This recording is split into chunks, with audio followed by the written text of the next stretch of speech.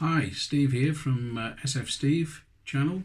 Welcome again, and thank you for watching and subscribing. Today I'd like to talk to you. I mentioned before in my previous video about the reason for doing these videos is to try and get me on the road to becoming not dependent on insulin.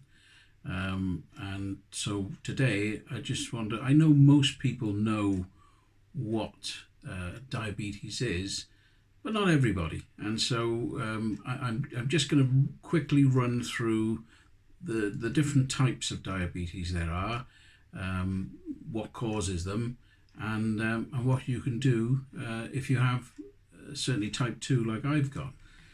So there are two different types. There's type 1 and type 2. Type 1 is a diabetes that you develop, and in honesty anybody can develop it. There's no particular background or anything else to people that get that, and unfortunately there's not a lot you can do about it. If you diagnose as type 1 diabetes, it just means that your the immune system attacks the cells that produce insulin, and so there's nothing you can do. You can take obviously medication, which is usually insulin, a basal insulin, but that's it, and you have to take that for the rest of your life. It's not going to change. Whereas the other type of diabetes, which is type 2, is more a lifestyle type diabetes, brought on gradually over many years by your lifestyle choices of food, in my case lack of exercise, and eating too much, being overweight. All these things are the things that cause the type 2 diabetes. But the difference is between type 1 is that type 2 can be treated successfully, and there are cases where it's been reversed. You're never clear of diabetes, but you can go into remission, and provided you stick to the diet you're on and everything else, the exercising, then you can be what they call pre-diabetic. And that's my aim, to get back to that point where I don't need to take insulin. So within the UK especially, there's around 90% of all adults who have diabetes are type 2. So that just shows you, how widespread it is here, and worldwide. Type 2 diabetes is a major epidemic now. It really is. And the problem is, you can have the treatment, you can have the tablets and the insulin, and it keeps it where it needs to be, more or less. But you've still got to take that for the rest of your life. So that's not, for me. I've had diabetes for 15 years, but I'm fed up with it now. I'm fed up with having to stab myself. I say stab, excuse me for saying that, but it's actually inject myself twice a day. And it's not a pleasant thing to have to do. So I have gone on a diet before, and I have lost a significant amount of weight, and I did reduce my amount of insulin significantly. However, as you can see, the weight went back on, the insulin goes up, and we're back to square one, more or less.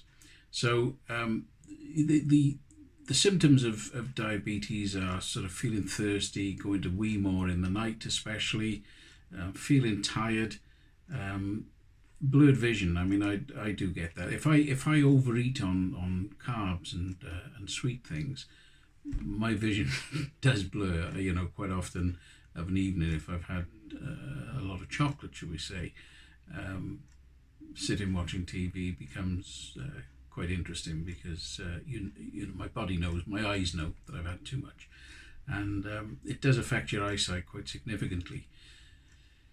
So type 2 diabetes is what I'm going to concentrate on, because that's what I've got, and that's what I know a little bit more about. I'm not saying that everything I'm telling you is taken as the truth, because it's not. I'm just an ordinary punter who goes under the advice of the doctors and the nurses that treat me, and what I read on the internet. There is a raft of information on the internet about diabetes.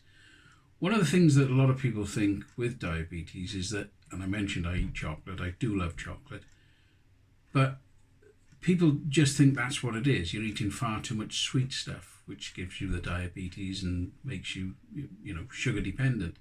And it's not. There's such a wide range of foods that can cause you to have high sugar levels.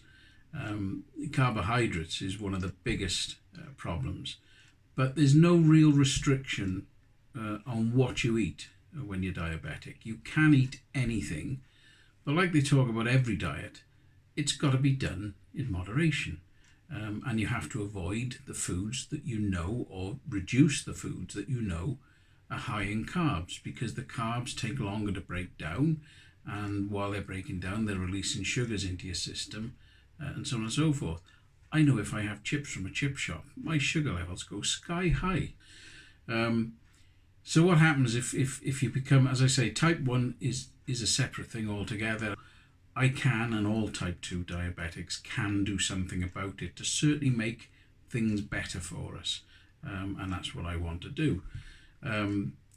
Type 2 diabetes, you normally start off with tablets called metformin once you've been diagnosed. I mean, again, there's a pre-diabetic period where your doctor will be telling you from the results of your blood tests, etc., that you are heading towards being diabetic. Again, I was told this, and I really took no notice of it. The day I was told I did, I went to the local shops and I bought wholemeal bread, and I was a big bread eater before and always loved white bread. White bread is particularly bad, the same as white rice. If you can have rice, go for brown rice. But I tend to use now what they call a GI bread, which is again better for diabetics, or for type 2 diabetics. It will slow down the way the sugar is released into your system, so that you're not having spikes and putting your sugar levels up. So when you're first diagnosed as diabetic, you put on metformin, what they call metformin tablets, and it's usually 1 or 2 a day and quite a low dose to start with. But like everything, unless you do something about it, which I never did, then your sugar levels will keep on increasing, because your pancreas is not going to be doing the job that it's supposed to do, and the problem just keeps on growing. So what happens? The metformin that you have to increase the dosage. So those increase, and then you get to the point, as I did after about 10 years, where the metformin won't work anymore, and then you might have another tablet added to try and boost your health on that. But at some point, if you don't change your lifestyle and don't change your diet, as I didn't, then you're going to inevitably go on to insulin.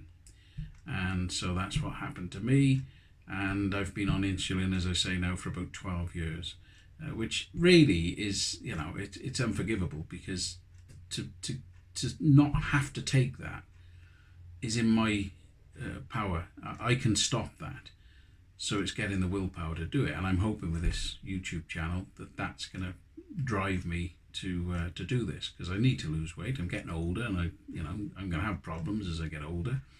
Diabetes causes all sorts of problems with, increase the potential of stroke, increase the potential of heart attack. There's amputation is a major threat for extreme parts of your body, such as your feet and toes. I'm very, very lucky in that respect, in that I don't have a problem yet. But if I don't do something about it, then there's a good chance that is going to happen, and I don't want that. So I have to do this. The other thing is your eyes. I mentioned your eyes. How when I eat a lot of chocolate, it affects my vision. And your eyes tell a lot as well, because every year I go for an eye test at the hospital, and they take a photograph of the back of my eyes, and so they compare that with what they can see and what they saw last year, and so they can tell whether there's a problem developing through that. And again, I've not had a problem. Every year I get the all clear, and they say, oh, we'll see you in a 12-month. For me, being stupid as I am, I just think, oh, well, that's okay, everything's fine, I can carry on as normal. This isn't normal, this is stupidity, and I've got to stop it. So So that's the basics of the two types of diabetes. As I say, the type 2 is the one I've got, and something can be done about stopping the control of that. So my next video I'm going to do a weigh-in for you, because I haven't started my diet yet. I might let you know that, but I'm going to do a weigh-in on the day I start, and I'll bring you along with that. It won't be a pretty sight, I'm sure, and you might hear me howling that the scales are wrong and so on and so forth, but they never are. And also I'm going to go through what foods I eat and what can be eaten and sort of quantities, etc. And show you my food cupboard as it is today and as it should be. And so that'll be quite interesting as well. So thanks for watching. I hope it's not too boring. I hope I haven't gone on too long.